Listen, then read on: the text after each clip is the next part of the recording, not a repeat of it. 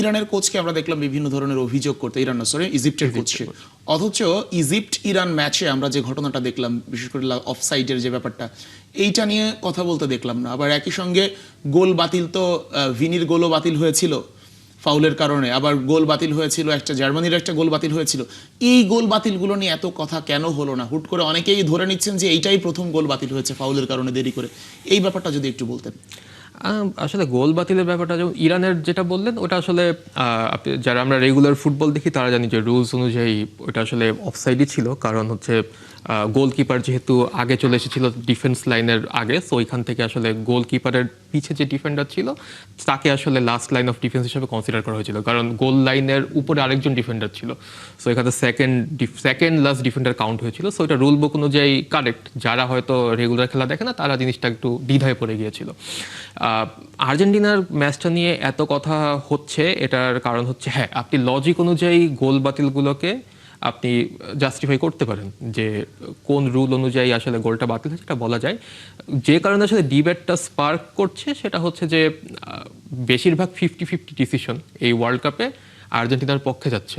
এটা আসলে সত্যি। এটা আসলে আমি যে মানে কারোর প্রতি পক্ষপাতিত্ব করছি এমন, এটা আসলেই হয়েছে। আপনি যদি স্ট্যাটিস্টিক্স দেখেন যে ফাউল পার বুকিং, কতগুলো ফাউলে এক একটা দল বুকিং পেয়েছে, এখানে আর্জেন্টিনা হচ্ছে সবচেয়ে বেশি ফাউল করে এক একটা বুকিং পেয়েছে। তারা প্রতি 22টা ফাউলে একটা করে বুকিং পেয়েছে।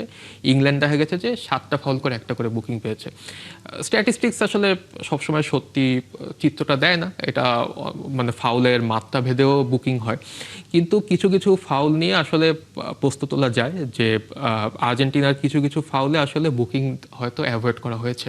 এটা আসলে খালি চোখে এরকম ফাউল আমরা যদি যারা সিজনাল ফুটবলার না, আমরা যারা রেগুলার ফুটবল দেখি, এরকম অনেক ফাউলে বুকিং দেওয়া হয়, কিন্তু আর্জেন্টিনার ম্যাচগুলোতে এগুলো কোনো কারণে অ্যাভয়েড করা হয়। আমরা একটা জিনিস নিয়ে আমি বুঝলাম, মানে একটা জিনিস আমরা আলোচনা করি যে আর্জেন্টিনা নিয়ে অনেক কথা হচ্ছে। জি, ব্রাজিল যে ম্যাচটা হারলো, যে ম্যাচে নেইমার পেনাল্টি থেকে গোলটা করলো, এই পেনাল্টিটা কতটুকু জাস্টিফাইড ছিল যদি আর্জেন্টিনার এটা নিয়ে এত সমালোচনা হয়? সেন্সিটিভিটি আমার নাই, আছে হোয়াইট প্লাস প্রো সেন্সিটিভ। দাঁতের সেন্সিটিভিটি ভুলে খান মন খুলে। না, আমি বলবো ওটা জাস্টিফাইড। কারণ হচ্ছে নরওয়ের ফুটবলার যখন বলটা উইন করছিল, সে কিন্তু বলে হেডও লাগছে নরওয়ের, কারণ সে বলে হেড করার আগে হিটটা করেছিল, হিটটা করে তারপরে সে বলে হেড করেছে। সো বল উইন করার আগে আপনি যদি হিটটা করেন তাহলে তো এটা ফাউল।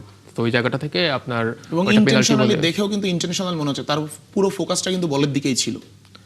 তার ফোকাসটা কিন্তু, এবং ইভেন যে আঘাতটা লেগেছে বা পড়ে যাওয়া, সম্ভবত ক্যাসেমিরো ছিল, এটাও কিন্তু এতটা মানে সিরিয়াস কিছু ছিল না। কিন্তু এটা নিয়ে কিন্তু একদমই কথা হয়নি।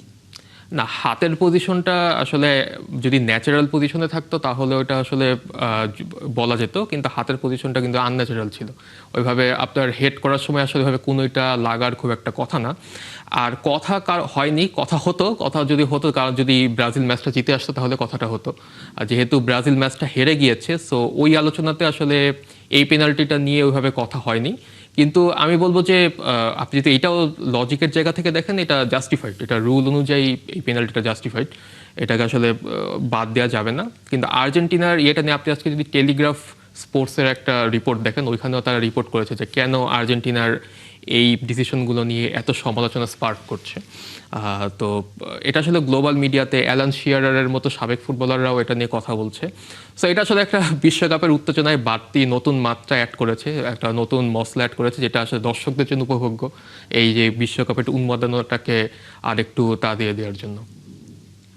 আচ্ছা, আর এই যে মানে সালার যে ফাউলটা নিয়ে কথা হচ্ছে যে এটা কেন পেনাল্টি দিল না, আপনার মতে কি মনে হয় এটা কেন দিল না পেনাল্টি? এটা যেটা বলা হচ্ছে যে আলভারেজ ফার্স্টে বলটা উইন করেছিল, আলভারেজ বলটা উইন করার পর তারপরে হচ্ছে সালা আসলে মানে পায়ে লেগে পড়ে গেছে।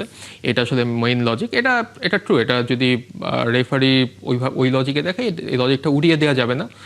কিন্তু যে কারণে আসলে ডিবেটটা স্পার্ক করেছে, কেন এটা নিয়ে কথা হচ্ছে, কারণ হচ্ছে ভিআর চেক করা হলো না। ভিআরও চেক করেছে। ভিআর যে মাঠে রেফারি দৌড়ে গিয়েই যে ভিআর চেক করতে হবে এমনটাও না। ভিআর মানে রেফারি তো একদম ডেডিকেটেড থাকেই, মানে সে তো কল করবে যে আপনি আবার চেক করেন ব্যাপারটা নিচে। সো ওইটাও কেন করে নাই সেটা নিয়েও আসলে ডিবেটটা হচ্ছে।